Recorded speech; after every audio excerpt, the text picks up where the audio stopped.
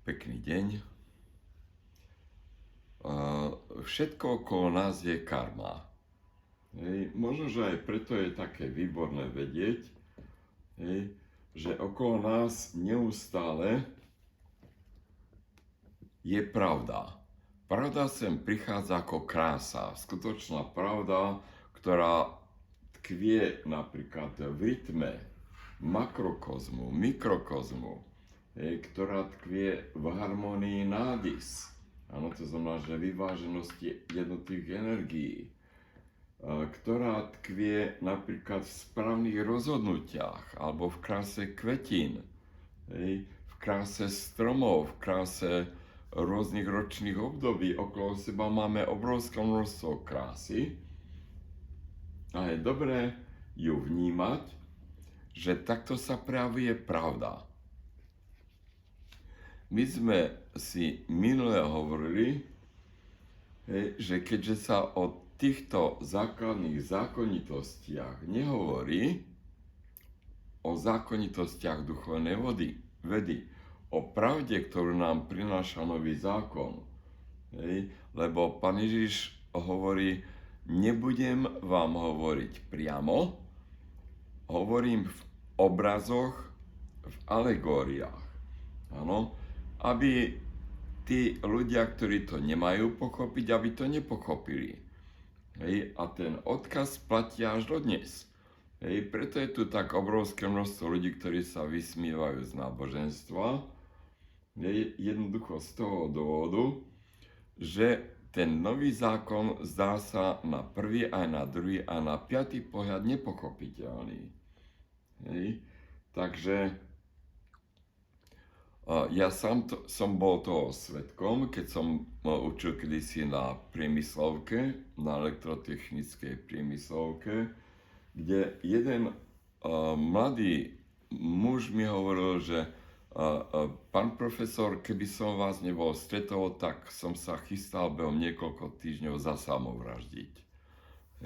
Bol v tak bezútešnej situácii, psychicky, mentálne, všetko ho deptalo, videl tú bezvýchodiskovosť toho postsocialistického zriadenia, to školstvo sa nezmenilo však, sme hovorili od dôb Márie Terézie. Kde je tvorivosť? Kde je práve to objavanie tej krásy, o ktorej sme hovorili v minulej lekcii? Nič také na školách, no miestami sa to už začína zobudzať, ale zas ten úradnícky šimel zosilnie a začne hrabať kopytami a keď sa kde ukáže nejaká nová čerstvá krásna myšlienka, tak tie úrady to zase žiaľ teda pochovajú. Štatistiky sme si hovorili, že ukazujú, tie štatistiky robil výskum nejaká známa inštitúcia, ktorá sa venuje okrem neho aj takej demografii, ukazuje, že dnes zomierajú mladí ľudia medzi 15, 25 do 30 rokov a zomierajú hlavne kvôli alkoholizmu, drogám a žiaľ teda aj kombinácii v odzovkách rôznych tých práve aj drog, aj alkoholu s tými drogami, ktoré v odzovkách už len cez tie injekcie, prenos rôznych infekčných chorôb. A my keď sme si hovorili, že aké je nebezpečie napríklad cukrovky, to znamená, že ten človek, keď je, alebo malý človečik, keď je opakovane už len niekoľko týždňov, mesiac, alebo aj dlhšie obdobie,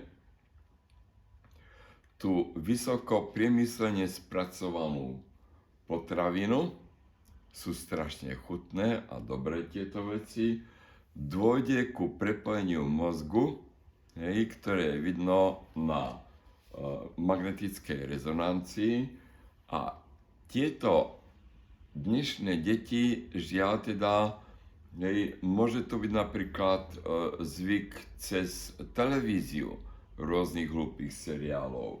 Môžu to byť zvyky cez gamblerstvo. Hej, ten alkoholizmus a drogy, to už je len najvyššie štádium, ktoré v podstate totálne vedú ku krachu života mladých ľudí. Hej, preto je aj tak dôležité sa baviť o týchto veciach, o duchovnej vede, lebo hej, my sme si o tom už hovorili, aby sme to trošku odľahčili, hej, že jeden z najvyšších archanielov, hej, je archaniel humoru a smiechu. Preto je tak dôležité, my sme si to už opakovane hovorili, že nefrflať na život, hej, nehundrať, nenadávať, neobviňovať okolie, alebo aj žiaľ teda nepozerať na život nejak negatívne, lebo všetko to sú dary od najvyššieho. Ten človek, keď začne hundrať a frflať, tak určite sa nevylieči. Dokonca naopak, ten človek, keď si neuvedomí, že prečo dostal nejaký úraz alebo chorobu, sme si hovorili, jeden z najväčších alebo aj najškarečších a najhnusnejších politikov, ktorí tu boli, cisár Nero, keď sa narodil v tom 19. storočí, mal autonehodu, rupol mu krčný stavec a bol žiaľ teda paralizovaný na celý život. Hej. A keď sa vnútorne nezmenil, tak môžete si byť istí, že v ďalšom živote sa to opakovalo. Hej. A to je dôležité si uvedomiť, že to čaká každého človeka. Môžeme si povedať opak.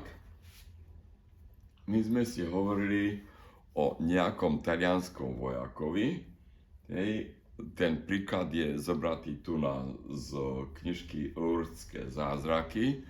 Hej. Ten vojak mal rakovinu bedenej kosti, hej, a stehenných kostí. Bol v podstate totálne chromý.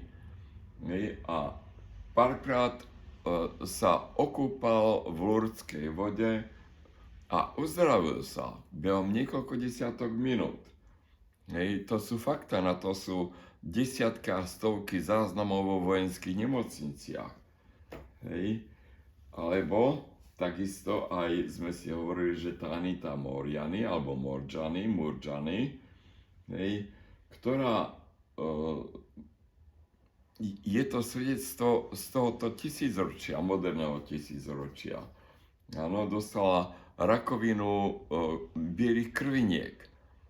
Áno, pomocou jogy a správnej výživy, opäť tam hrala veľmi vážnu rolu výživa, lebo keby nebola zmenila životosprávu, behom niekoľko týždňov až mesiacov bolo po nej.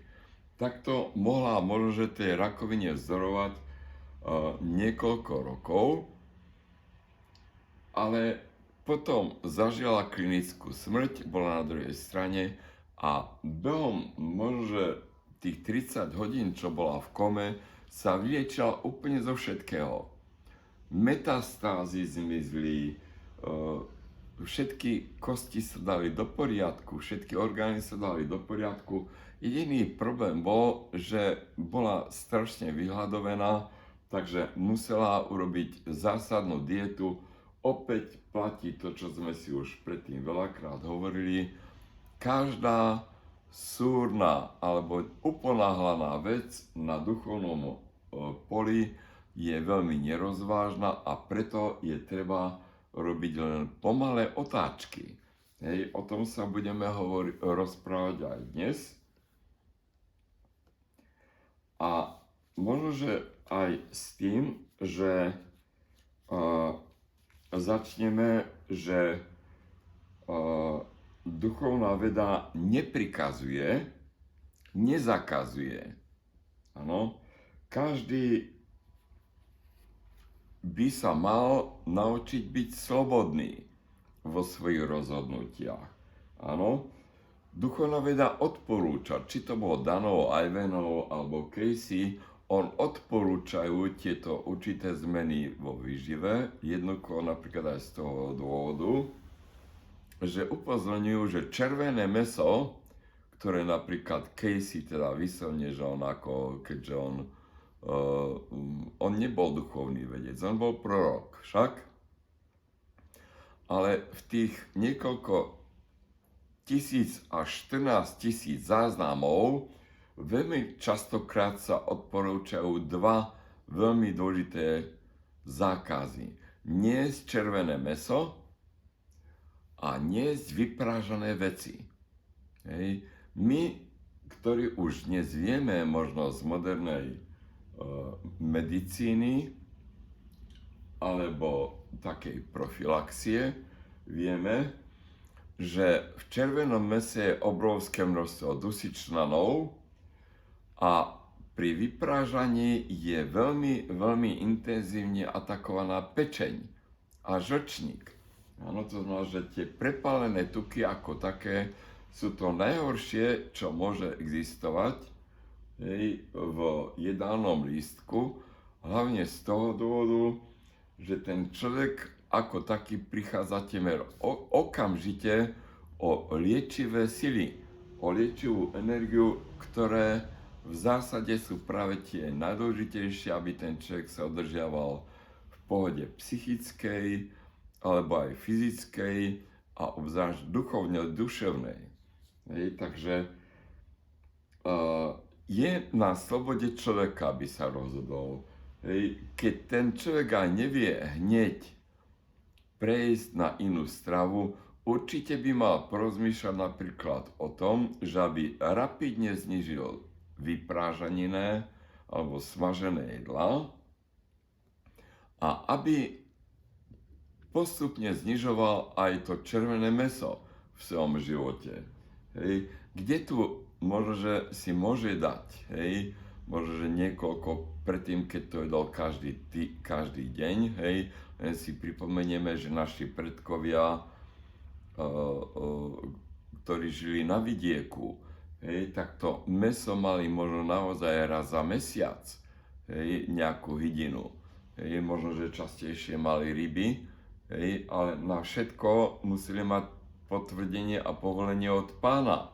Hej, to nebolo len tak, že ten človek si mohol výjsť do lesa a dať čo zjesť a aj tú hydinu skôr možno, že mali na predaj a na výmenu. Hej, takže zopakujeme si, že duchovná veda ako taká spočíva v tom, že neexistuje nejaká ustálená výživa. Človek sa neustále mení od dojčaťa cez lesca, však, ktorý chodí po 4, žiaka, študenta, dospelého alebo aj starého človeka, a ten človek aj behom dňa, však ráno má iné možnosti ako na obed, teda schopnosti, on sám vnútorne to má pociťovať. Hej, to je sila jeho rozhodnutia, vedieť sa vnímať a pozorovať sa, čo mi robí dobre, čo mi robí zle.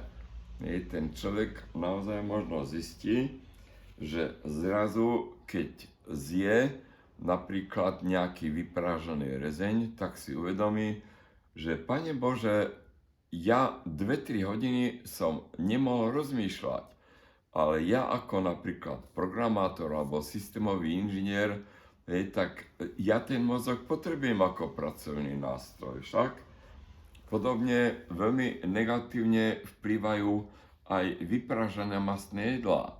Taký vyprážaný sír je obrovská dobrota. Však ako tomu hranolky, ako tomu nejaká tatárska omáčka alebo niečo podobné. Je to mňam, mňam, mňam, ale zrazu ten človek na 3-4 hodiny nevie si spomenúť pomaly na vlastné jedlo, hej, a o nejakom takom lepšom rozmýšľaní alebo uvažovaní, alebo možno, že šoférovaní, kde ten človek hovorí sa, že dnešné auta a situácie na cestách sú také, že každých 2 až 10 sekúnd sa mení situácia. Hej? A tam, keď ten človek zrazu stráca tú schopnosť rýchlej reakcie, tak tie následky môžu byť naozaj veľmi nešťastné. Hej? Takže to jedlo ako také, už len v týchto dvoch príkladoch sme si podali, že môže byť naozaj veľmi osudové. Hej. Je treba sa správne rozhodnúť a určite pomaličky meniť svoje zvyklosti. Dôležitým ukazovateľom je, aby ten človek sa cítil spokojne a zdravo. Pekný deň.